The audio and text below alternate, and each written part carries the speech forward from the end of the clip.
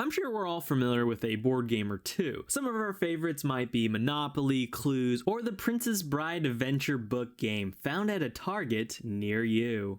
I have weirdly been getting into a lot of tabletop games lately, and to my surprise, there's quite a few video game series that have turned into unique board games.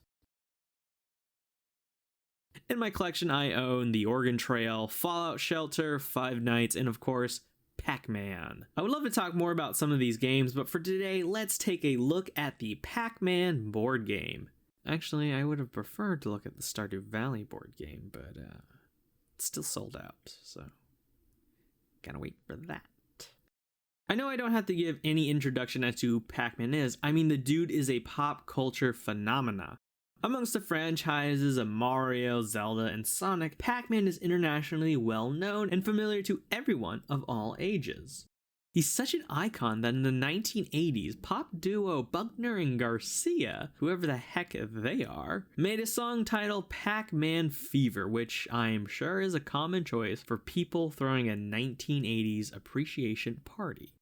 Fun fact, if you Google Pac-Man, you can actually play Pac-Man in a Google reimagined Pac-Man maze. That's pretty badass. I wonder if you can play Donkey Kong. No, looks like you can't. I guess we're just gonna have to pretend like Donkey Kong is irrelevant. Personally, when it comes to Pac-Man, I would say it's not really a game that's on my top list when I'm at an arcade. Sure, it's on the list of games I will eventually get to, but I'm mostly looking out for games like Donkey Kong or Turtles in Time. I do have fond memories of Pac-Man 2, the new adventure for the SNES. This game was a bit more unique in the sense that it was more of a point-and-click adventure game, and where you utilize a cursor to solve puzzles and interact with the environment. Pac-Man World is another game I own, and where it's kind of different from the original base game. This one was more of a platformer like Mario or Crash Bandicoot. Personally, I kind of feel Pac-Man works well with platforming, and I kind of wish the franchise went more into this direction. With Pac-Man's history and status as an icon, it's not surprising to see toys and game companies turning the Yellow Pizza Man into a board game. In fact, it seems that there were some Pac-Man board games in the past. Now, the point of this review isn't just how fun the game is, but it is also to try to see how well the Pac-Man arcade game transitions into a board game.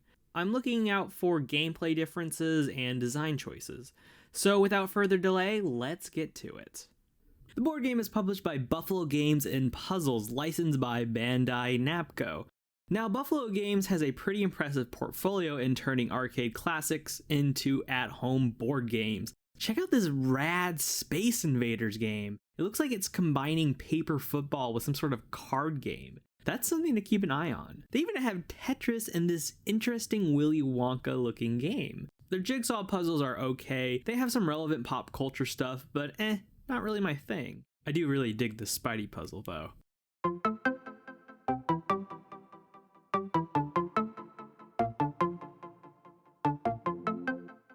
The box art on this thing is fantastic. My favorite thing about the box would have to be the small little details that they put on. Like, look at this insert coin graphic. Unfortunately though, you can't actually insert a real coin, so don't try it.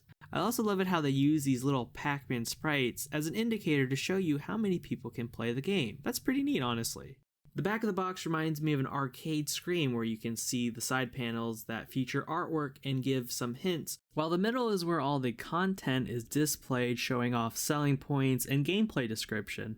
Overall, the design of the box is on brand with the Pac-Man icons we know and love. This made me smile because what this tells me visually is that the company wants me to know that this is the classic game brought into a 3D realm. Plus, as a fan of arcades, I love the nods to the classic tropes.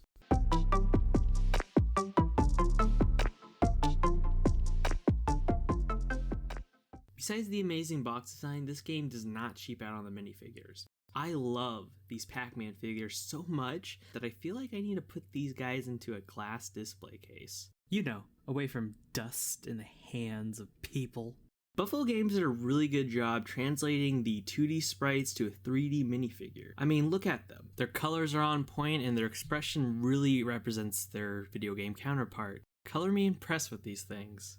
Plus, listen to this sound Pac-Man makes when he stomps.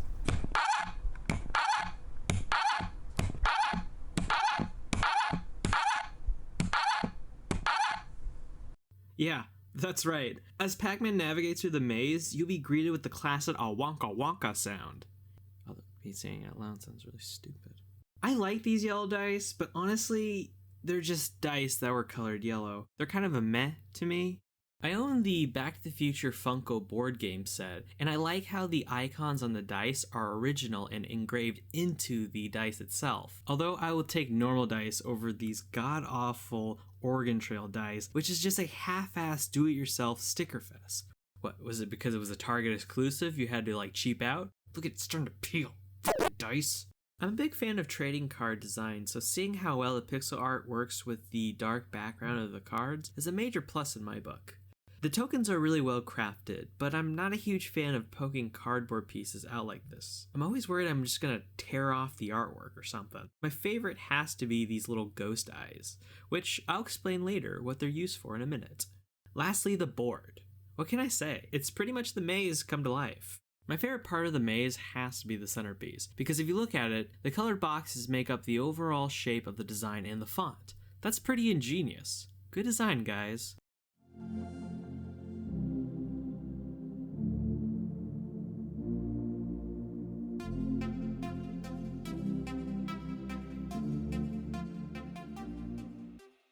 The board is divided into 4 quadrants, and although they look like an easy puzzle, they can be a tad annoying. As I got 3/4 of the board done, I kept running into this problem.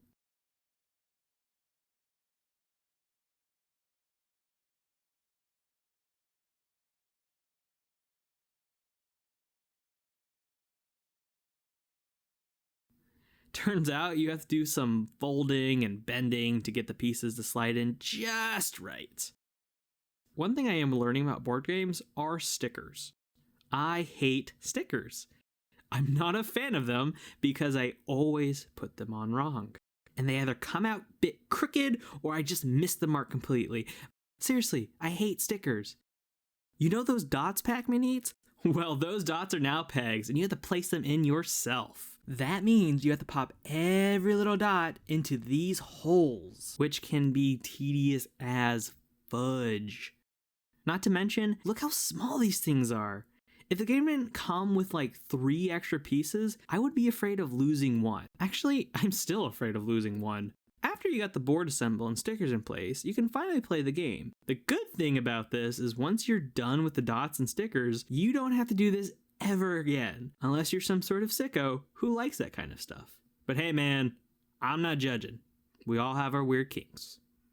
I'm slightly judging, actually. Although you do have to pop up the dots once everything is assembled. The reason being is Pac-Man has to stomp on the dots in order to score a point and complete a quadrant. So make sure you have all the dots standing up, otherwise you're a freaking cheater. Don't be a cheater. Alright, let's actually put the characters down. Pac-Man, of course, goes on the start, and the ghosts will be placed on top of their correct colors. Oh yeah, don't forget to place the power tokens in their correct location.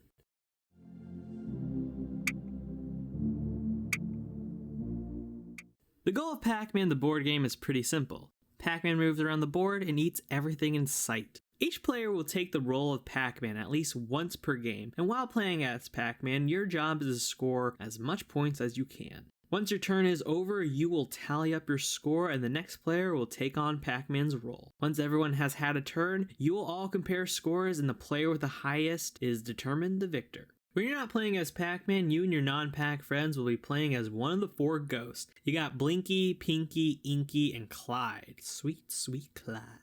In order to score points, Pac-Man can do so in a variety of ways.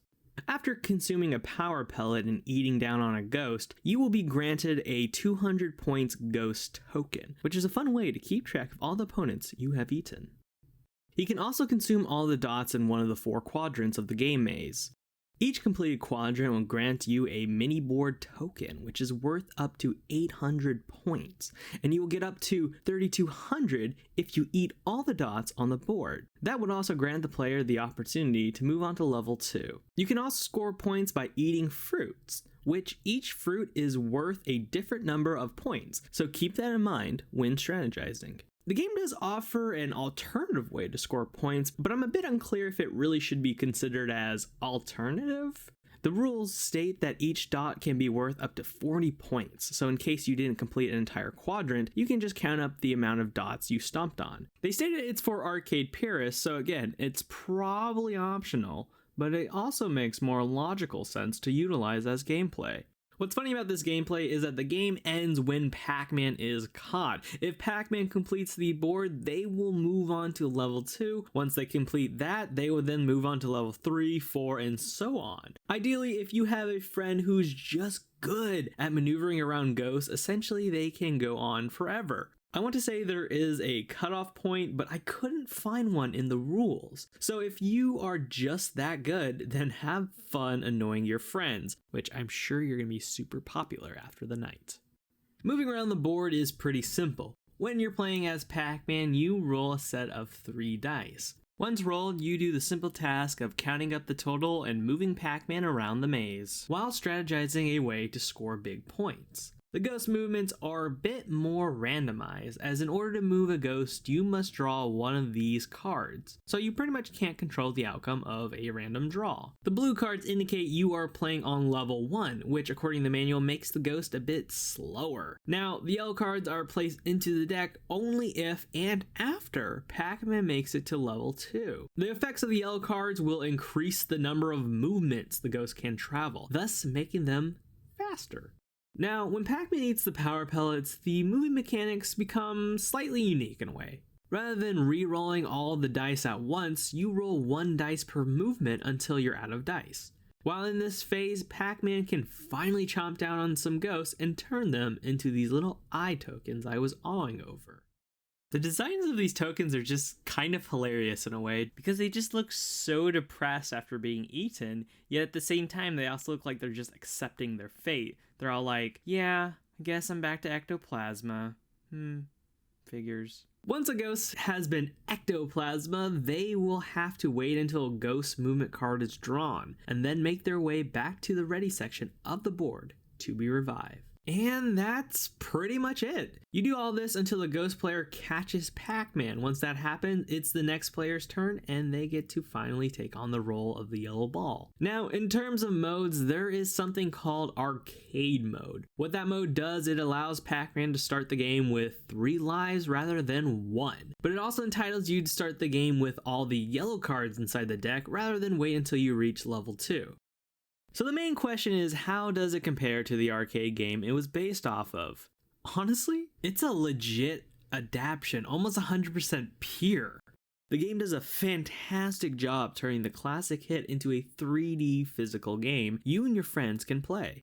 All the gameplay, like eating dots and ghosts while running through a maze, is present, and the game doesn't do anything to sort of shake up gameplay or add any complicated rules. The only thing that this board game does differently in comparison is that they made the gameplay turn-based. I would note that arcade mode is probably the purest form of the base game. It's also the mode I would recommend playing because I just feel like one life is a bit too easy for the ghost players. Arcade mode gives the Pac player more chances to strategize their next move after getting caught. The only thing I could see arcade mode being annoying is if you have an impatient player that really wants to play Pac-Man and can't wait 3 lives. Plus, if you have that one friend who's just like really good at maneuvering around ghosts, then you may just want to play on normal mode instead. I do like how when you get caught in arcade mode, that the game does require everyone to reset their characters back to their starting point.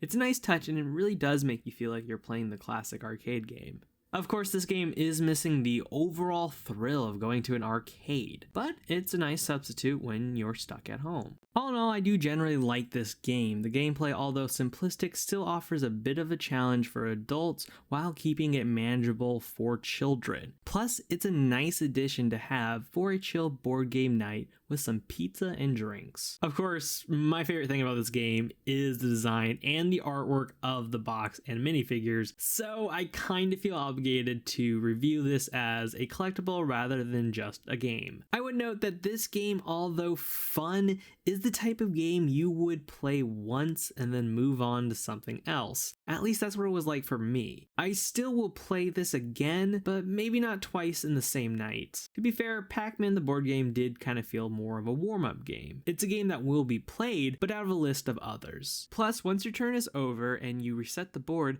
it's kind of tedious to pop up all the dots again. That may hinder on wanting to replay this game over and over again. Then again, that also depends on who you play with and what kind of activities you have lined up for the evening.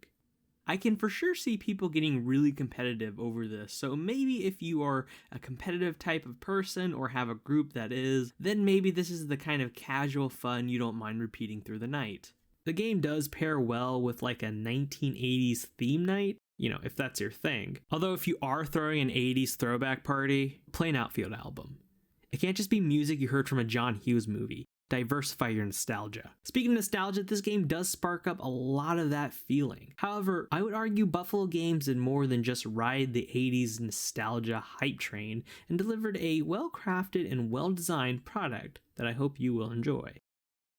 Thanks for sticking around until the end. I do really appreciate it. I hope you did like this video, and I hope you learned something or took something positive away. Now, for my next video, I'm hoping to do more of a traditional video game review, but I do have plans on reviewing some of these board games you see in the near future, so stay tuned for that. Other than that, I will see you all until my next video, which I hope is finished soon.